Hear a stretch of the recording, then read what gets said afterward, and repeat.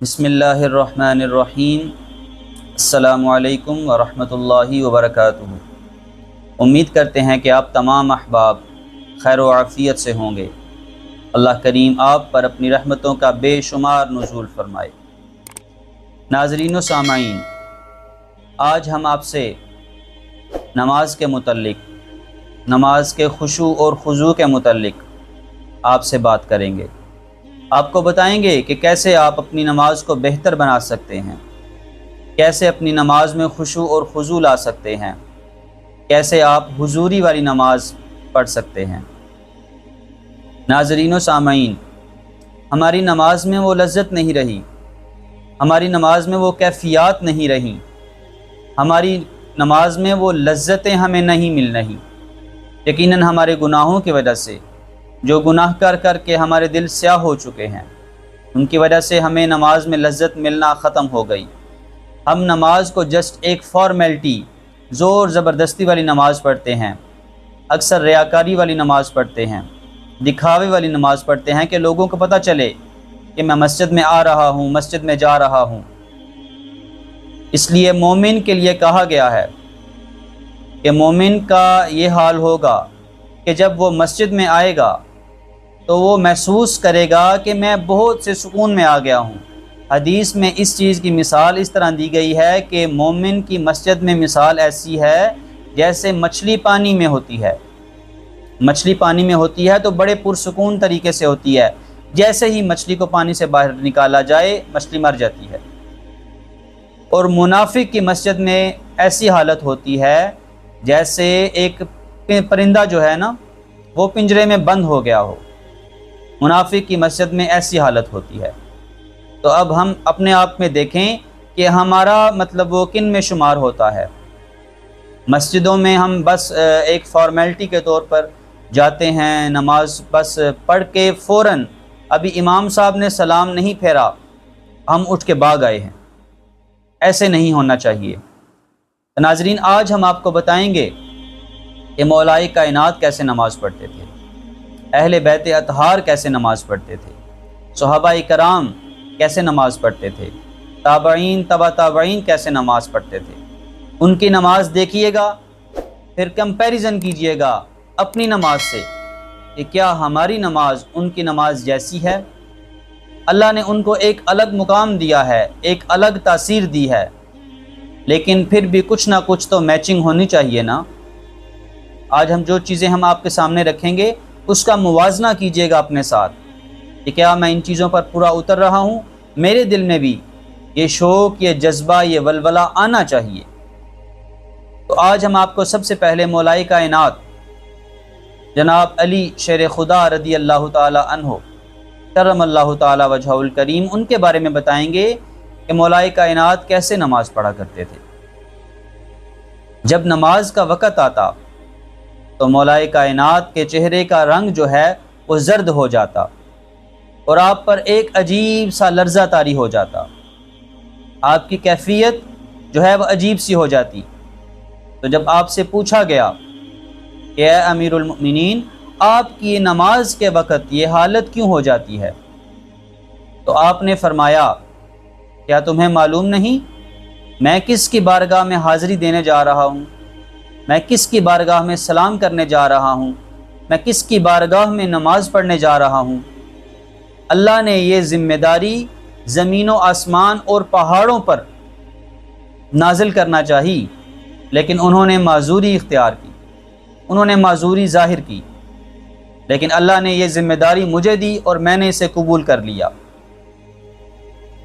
روایت ہے کہ علی بن حسین رضی اللہ تعالی عنہ، ان کا بھی سیم معاملہ کہ جب وہ وضو کرتے تو ان کے جسم، پورا جسم ان کا کانپنے لگ پڑتا، ایک عجیب سی کیفیت ان کے ساتھ شروع ہو جاتی۔ تو پوچھا گیا یا حضرت کہ جب بھی آپ وضو کرتے ہیں یہ کیا تکلیف آپ کو لاحق ہو جاتی ہے، یہ کیا لرزہ آپ پہ طاری ہو جاتا ہے؟ تو آپ نے بھی سیم ارشاد فرمایا کہ تمہیں پتہ نہیں کہ میں کس کی بارگاہ میں حاضری دینے کے لیے جا رہا ہوں، میں کس کی بارگاہ میں حاضری کی تیاری کر رہا ہوں۔ تو ناظرین، اس سے اپنی چیزوں کا موازنہ کیجئے۔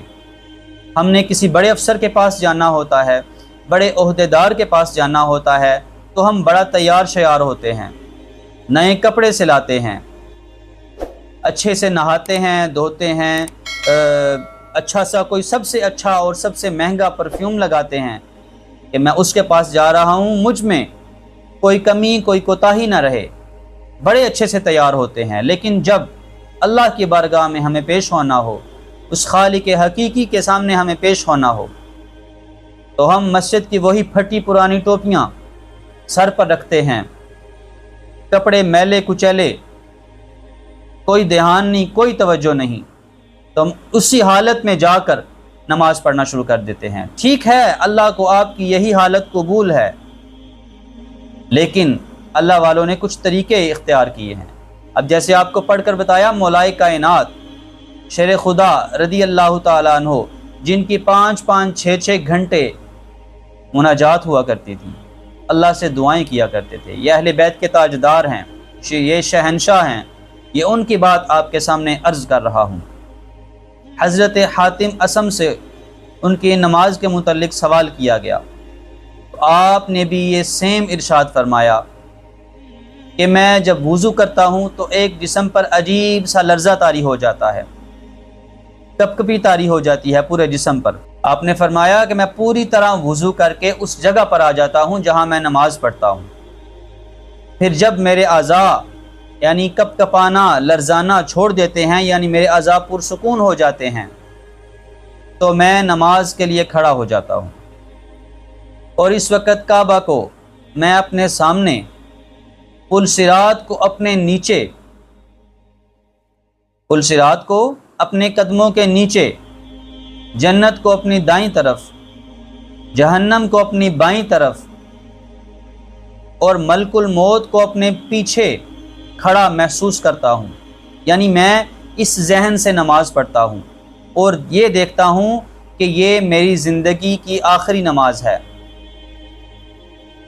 اور پھر میں خوف اور امید کے درمیان کھڑا ہو جاتا ہوں اور پورے خشوع اور خضوع سے تکبیر کہتا ہوں، پھر ٹھہر کر تلاوت کرتا ہوں، تواضع کے ساتھ رکوع کرتا ہوں، خشوع کے ساتھ سجدہ کرتا ہوں، بائیں ران پر بیٹھتا ہوں، بائیں پیر کو بچھاتا ہوں، یعنی ہر ایک نماز کا رکن میں بڑے اطمینان سے، بڑے ایک دھیمے لہجے سے، بڑے پرسکون ہو کر میں ساری نماز کو مکمل کرتا ہوں۔